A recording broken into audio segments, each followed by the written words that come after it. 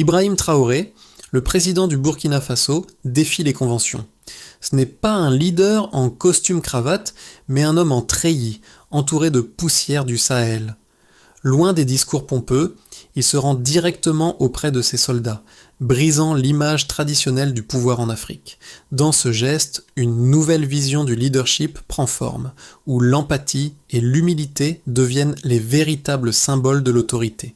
Ibrahim Traoré ne se contente pas de diriger depuis son bureau ou de se poser en spectateur d'une guerre qu'il mène avec ses hommes. Dès son arrivée au pouvoir, en janvier 2022, il a compris que le pays ne pouvait pas continuer à se contenter de solutions militaires classiques. Il s'agit de restaurer la confiance des Burkinabés, de réconcilier l'armée et la population, et de redéfinir ce que cela signifie être un leader. Ce n'est pas par de nouvelles armes ou une puissance militaire accrue qu'il veut faire la différence, mais par l'humain, en renouant des liens solides et en apportant des changements profonds au sein de la société et de l'armée.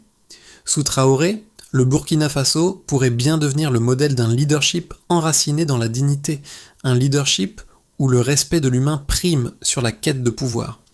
Mais la route est semée d'embûches. L'instabilité politique, la menace terroriste et les défis économiques rendent sa tâche gigantesque.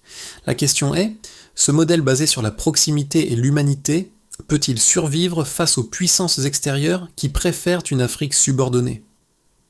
Au cœur du Sahel, Ibrahim Traoré prend une décision audacieuse. Ce n'est pas seulement un geste symbolique, mais un tournant radical dans la manière de diriger.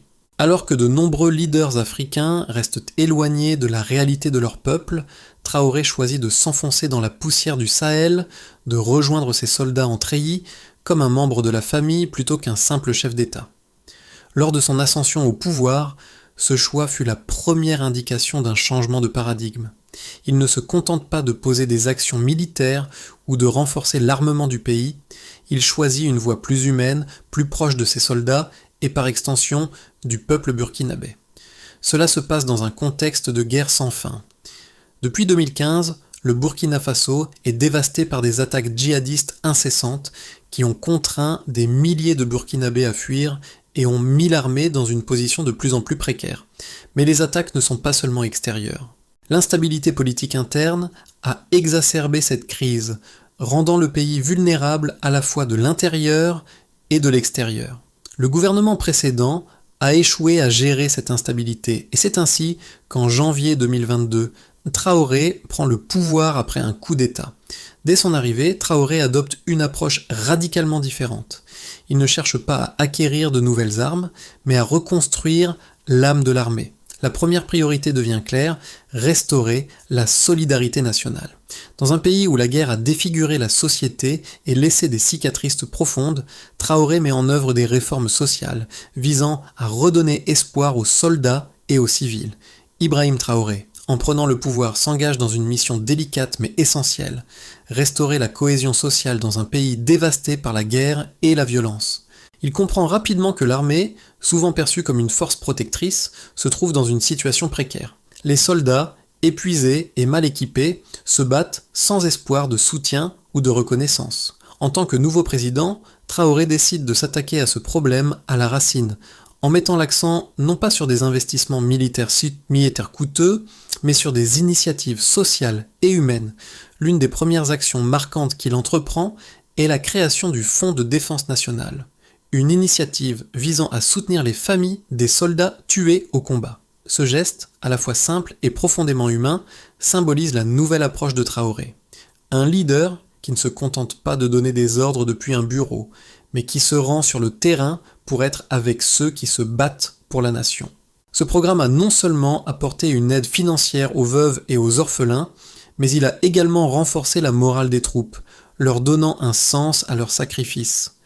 Traoré va au-delà des simples gestes symboliques en cherchant à redéfinir la place de l'armée dans la société burkinabé.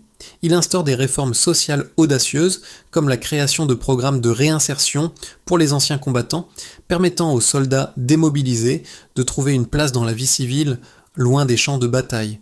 Cela transforme non seulement l'armée, mais toute la société. Le Burkina Faso est plongé dans une guerre totale et les défis auxquels Ibrahim Traoré doit faire face sont colossaux.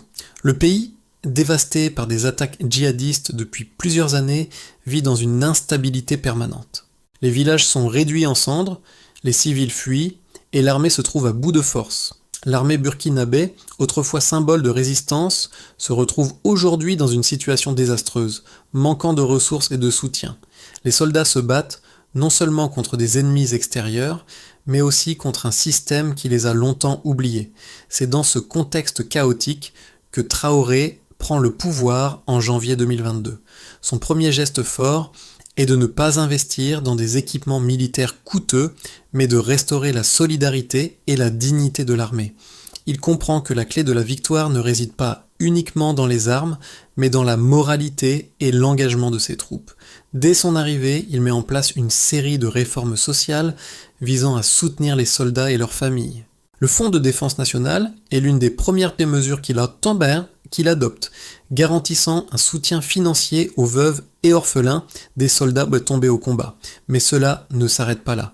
Traoré met également en place un système de réinsertion pour les soldats démobilisés en leur offrant des formations professionnelles et des aides pour lancer leurs propres entreprises.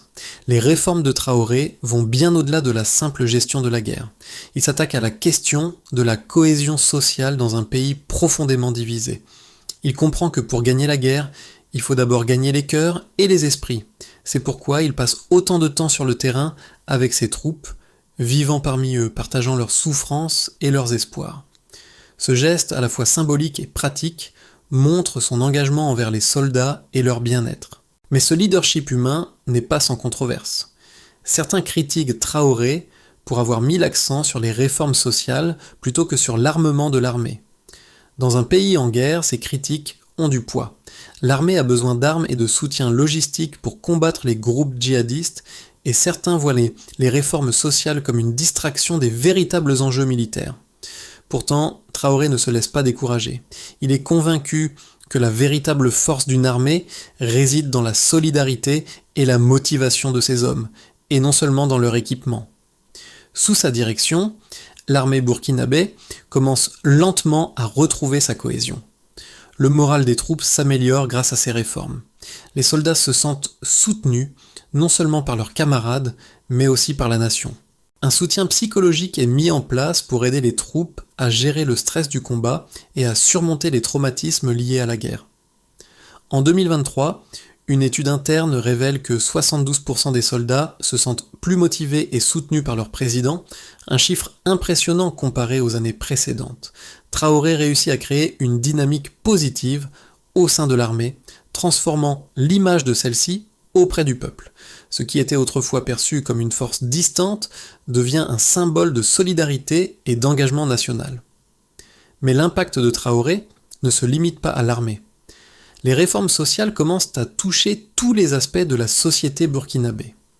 Le pays, bien que toujours en guerre, commence à se reconstruire sur des bases solides, l'humanité, la dignité et la solidarité. Les réformes mises en place par Ibrahim Traoré portent leurs fruits de manière tangible. Le soutien aux familles des soldats, la réinsertion des anciens combattants et la restructuration de l'armée ont des répercussions visibles sur le terrain. Depuis la mise en place du Fonds de défense nationale, près de 3000 familles de soldats tombés en 2022 ont bénéficié d'un soutien financier direct. Ce programme a permis d'assurer une certaine stabilité économique aux veuves et aux orphelins, leur offrant une sécurité financière dans un contexte où l'insécurité est omniprésente. Selon les statistiques officielles, 80% des familles bénéficiaires ont rapporté une amélioration significative de leur qualité de vie, une évolution qui témoigne de l'impact positif de ce soutien dans un environnement de guerre. Un autre indicateur clé du succès des réformes de Traoré est l'initiative de réinsertion des anciens combattants. Le Fonds de réinsertion des anciens combattants, qui propose des formations professionnelles et une aide à la création d'entreprises, a permis à plus de 1500 soldats démobilisés de se reconvertir dans la vie civile. Parmi eux, 450 ont ouvert leurs propres entreprises dans des secteurs variés comme l'agriculture, la mécanique et la menuiserie. Cette initiative a eu un impact direct sur la réinsertion des anciens combattants qui, auparavant, vivaient dans la précarité après leur démobilisation. Les anciens soldats sont désormais autonomes et contribuent à la croissance économique locale, prouvant que les réformes de Traoré vont au-delà des aspects militaires et touchent profondément la société civile. Le moral des troupes a également connu une amélioration spectaculaire grâce à ces réformes sociales. En 2023, une étude menée par l'armée burkinabé a révélé que 72% des soldats se sentaient plus soutenus par leur direction et plus motivés à poursuivre leur mission. Ce chiffre est un bond significatif par rapport aux années précédentes, où l'épuisement, le manque de reconnaissance et la précarité étaient des problèmes omniprésents au sein de l'armée. Le système de rotation douce, permettant aux soldats de revenir chez eux pour se reposer, a également eu un effet direct sur leur morale et leur efficacité sur le terrain. En 2023, les soldats en rotation ont rapporté une amélioration de leur performance de 35% par rapport à ceux qui restaient sur le front de manière continue. Ce système a permis de renforcer la résilience des troupes face aux défis du combat, tout en préservant leur bien-être mental et physique. Un autre aspect fondamental des réformes de Traoré est le soutien psychologique accordé aux soldats. Des centres de soins psychologiques ont été ouverts dans les principales villes du pays, et selon les données, près de 60% des soldats ayant suivi une thérapie ont signalé une réduction notable des symptômes de stress post-traumatique. Ce programme, qui inclut des séances de groupe et des consultations individuelles, a été essentiel pour aider les soldats à mieux gérer le stress et renforcer leur résilience. De plus, l'intégration des psychologues militaires dans les unités de combat a permis d'offrir un soutien immédiat aux troupes, ce qui représente une première dans l'histoire du Burkina Faso. Les résultats concrets de ces réformes sont un témoignage puissant de leur efficacité.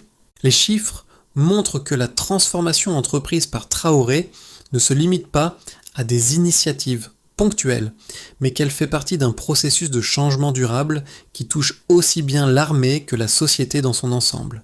Les réformes d'Ibrahim Traoré ont été largement saluées, mais elles ne sont pas exemptes de critiques.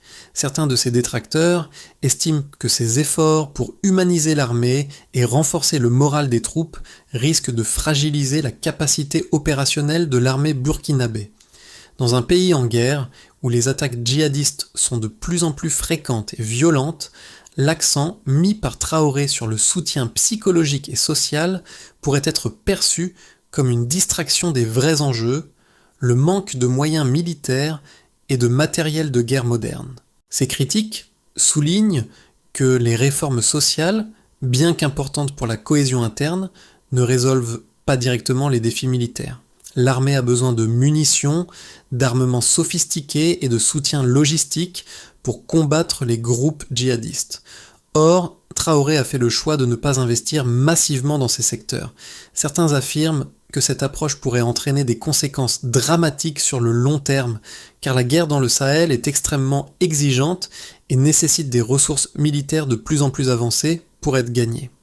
Cependant, il convient de noter que cette critique néglige un aspect fondamental de la guerre moderne, l'importance du moral et de la résilience des troupes. Dans un conflit prolongé comme celui du Burkina Faso, où les ennemis sont souvent invisibles et les lignes de front floues, la capacité de l'armée à rester unie et déterminée est cruciale. En se concentrant sur l'humain et en renforçant les liens entre l'armée et la société civile, Traoré crée une armée plus solidaire et plus motivée, ce qui peut être tout aussi essentiel que l'équipement militaire pour remporter la guerre.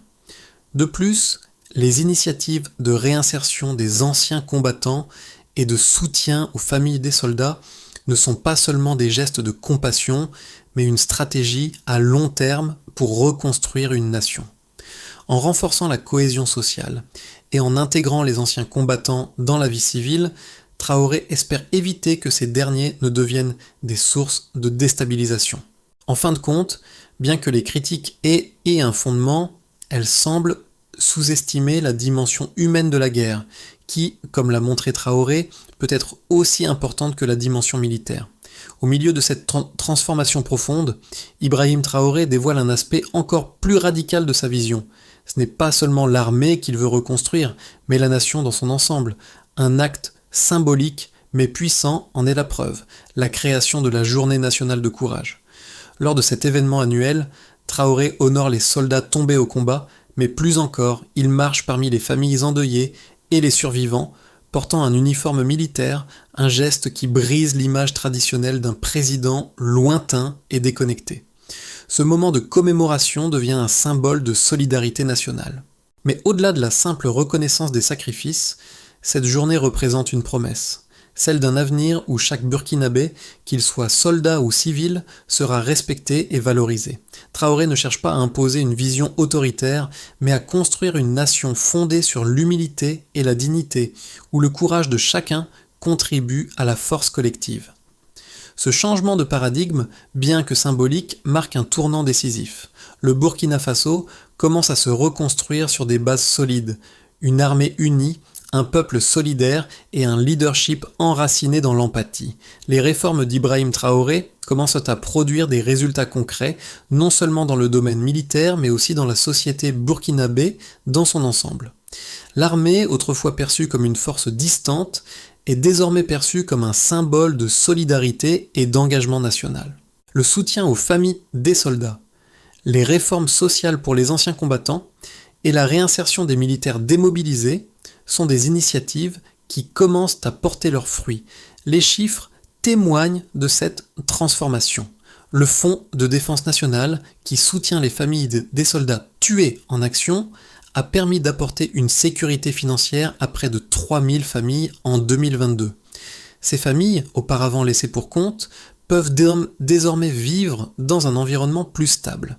Selon les données, 80% des bénéficiaires ont signalé une amélioration significative de leur qualité de vie, ce qui montre l'impact direct de ce programme dans un contexte de guerre et d'insécurité. L'initiative de réinsertion des anciens combattants a également montré des résultats positifs. Plus de 1500 soldats démobilisés ont été formés et intégrés dans la vie civile. Parmi eux, 450 ont ouvert leurs propres entreprises, contribuant ainsi à la croissance économique locale. Ce programme a non seulement permis aux anciens combattants de retrouver une place dans la société, mais il a aussi eu un effet positif sur l'économie locale, en particulier dans les zones rurales. Le moral des troupes a également été renforcé. Une étude interne, menée en 2023, révèle que 72% des soldats se sentent désormais plus soutenus par leur président et plus motivés à défendre leur pays. Cela marque une amélioration significative par rapport aux années précédentes, où la fatigue et la démoralisation étaient des problèmes omniprésents au sein de l'armée. De plus, la mise en place du système de rotation douce pour les soldats a permis d'améliorer leur bien-être, avec une augmentation de 35% de la performance des soldats qui bénéficient de ce système de repos et de réadaptation. En dehors du domaine militaire, les réformes de Traoré ont également eu des répercussions sur la société civile. La création de centres de rééducation pour les blessés de guerre, la prise en charge psychologique des soldats et la réinsertion des anciens combattants dans le tissu social ont contribué à une transformation lente mais profonde de la nation. Ces initiatives renforcent non seulement la résilience des soldats, mais elles favorisent aussi la cohésion sociale, permettant au Burkina Faso de se relever des cicatrices laissées par des années de guerre. La Journée nationale de courage, au-delà de sa dimension symbolique, devient un levier pour renforcer les liens entre l'armée et la population. Les Burkinabés, qui voyaient autrefois l'armée comme une institution distante, commencent à percevoir les soldats comme des protecteurs et des membres actifs de la communauté. Cette évolution contribue à reconstruire le tissu social du pays, permettant à la nation de guérir collectivement des traumatismes de la guerre. Le Burkina Faso se trouve à un tournant décisif. Les réformes mises en place par Ibrahim Traoré ont montré des résultats tangibles, mais le chemin à parcourir reste semé d'embûches. Dans les 6 à 12 prochains mois, 3 scénarios peuvent se dessiner pour l'avenir du pays. Dans le meilleur des cas, si les réformes continuent de recevoir un soutien populaire et militaire, le Burkina Faso pourrait commencer à ressentir les effets d'une nation plus unie et plus stable. La réinsertion des anciens combattants, le soutien aux familles des soldats et la reconstruction du moral des troupes pourraient renforcer la cohésion sociale et militaire. L'économie pourrait également en bénéficier, grâce à la réintégration des anciens combattants dans le secteur privé et à la revitalisation des régions rurales. Si cette dynamique se poursuit, le Burkina Faso pourrait se stabiliser politiquement et commencer à attirer davantage de partenariats économiques et diplomatiques, favorisant ainsi sa reconstruction. Le modèle de Traoré pourrait même devenir un exemple pour d'autres pays du Sahel. Dans une hypothèse plus mitigée, le Burkina Faso pourrait connaître une stabilité relative, mais cette stabilité sera fragile. Bien que les réformes sociales et militaires aient permis de renforcer la cohésion nationale, l'instabilité politique pourrait subsister. Les tensions internes, en particulier au sein de l'armée et du gouvernement, pourraient ralentir les réformes nécessaires pour consolider cette paix naissante. La lutte contre les groupes djihadistes resterait un défi majeur. Et sans un soutien militaire plus robuste, le pays pourrait se retrouver à la merci de nouvelles attaques. Le soutien international pourrait également être insuffisant, laissant le pays dans une situation de vulnérabilité, à moins qu'un consensus plus large ne soit trouvé entre les acteurs politiques internes et externes. Dans le pire des scénarios, si les réformes échouent à gagner un soutien plus large, si l'armée reste désorganisée malgré les efforts de réorganisation, et si les attaques des groupes djihadistes deviennent plus fréquentes, le Burkina Faso pourrait sombrer dans une instabilité encore plus grande. L'opposition interne pourrait se renforcer, exacerbée par des tensions ethniques et sociales. L'armée pourrait également se diviser, mettant en danger la stabilité interne du pays. En l'absence de soutien international adéquat, le pays pourrait se retrouver de plus en plus isolé et dépendant de puissances extérieures. Les régions rurales, déjà fragiles, pourraient être laissées à l'abandon, aggravant la pauvreté et l'insécurité. Ce scénario risquerait de faire basculer le Burkina Faso dans une spirale de déclin avec des répercussions dramatiques pour la population. Dans ce contexte de crise prolongée, Ibrahim Traoré incarne un modèle de leadership qui résonne au-delà des frontières du Burkina Faso. Sa vision de la gouvernance repose sur des valeurs profondes, la dignité, l'empathie et la solidarité. Ce modèle, fondé sur une approche humaine de la politique, semble plus pertinent que jamais dans un monde où les dirigeants sont souvent perçus comme déconnectés des réalités quotidiennes de leur peuple. Ce leadership humain pose une question essentielle. Comment pouvons-nous appliquer ces principes de solidarité et de cohésion sociale dans nos propres vies et communautés ? Alors que les Burkinabés sont appelés à se reconstruire après des années de guerre et de violence, chaque citoyen, chaque acteur de la société a un rôle à jouer dans ce processus. La transformation du Burkina Faso ne repose pas uniquement sur les actions de Traoré, mais sur la capacité de chaque Burkinabé à contribuer à la guérison collective. Ce modèle de leadership, basé sur la proximité avec les citoyens et sur le respect de leur dignité, offre une leçon précieuse pour tous ceux qui aspirent à un avenir plus juste et plus solidaire. À une époque où les valeurs humaines sont souvent mises de côté au profit du pouvoir et de l'influence, Traoré montre qu'il est possible de gouverner avec cœur, de construire une nation sur des fondations de respect mutuel et d'empathie. Dans le contexte global actuel, la question que l'on peut se poser est la suivante. Si le Burkina Faso, un pays en guerre, peut trouver des solutions à ces défis à travers la solidarité et l'humain, pourquoi ne pourrions-nous pas en faire autant dans nos propres communautés, au-delà des frontières et des difficultés immédiates ? Pour que le Burkina Faso puisse continuer sur la voie de la reconstruction, plusieurs étapes clés doivent être suivies afin de garantir un avenir stable et prospère pour la nation. Ces étapes passent par une série de réformes structurelles qui concernent non seulement l'armée, mais aussi la société dans son ensemble. D'abord, il faudra consolider l'armée et la sécurité nationale. La priorité devra être de maintenir et d'amplifier les réformes mises en place par Traoré. Cela inclut un soutien continu à l'armement et à l'équipement militaire, ainsi qu'un renforcement de la formation des troupes. La sécurité nationale doit rester une priorité absolue face aux attaques djihadistes.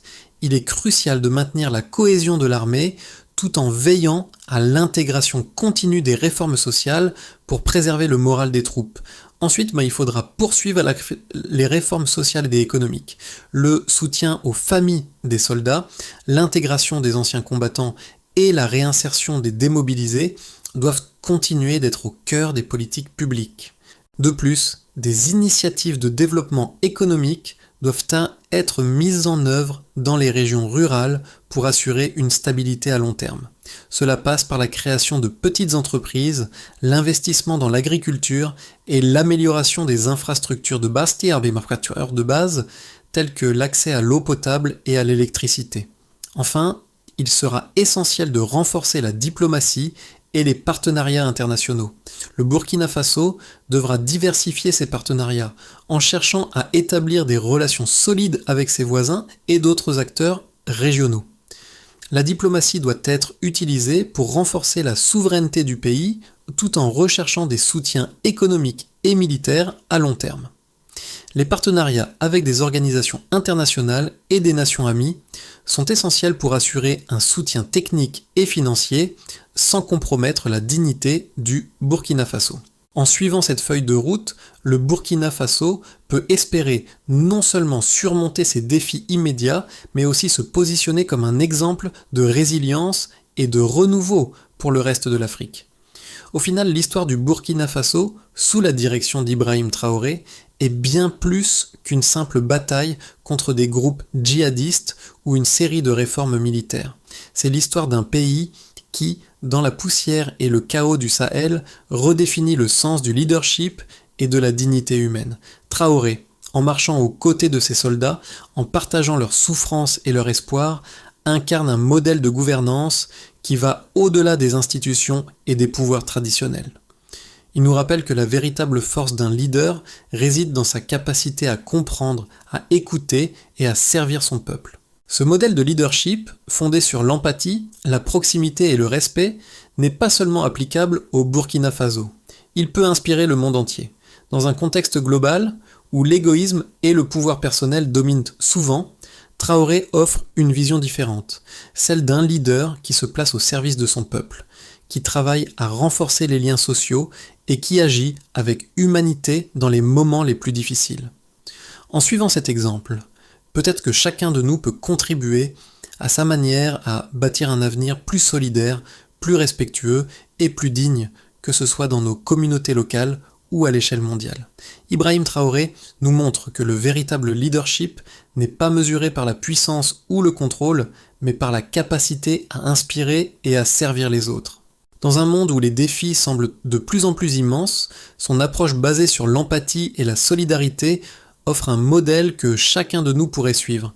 Que pouvons-nous faire dans notre propre vie pour incarner ces valeurs de dignité et de respect envers les autres ? Chaque petit geste compte, que ce soit en soutenant les personnes autour de nous, en cherchant à comprendre ceux qui sont dans le besoin, ou simplement en faisant preuve de compassion dans nos interactions quotidiennes, nous pouvons tous contribuer à un monde plus juste. La transformation de notre société commence par chacun de nous.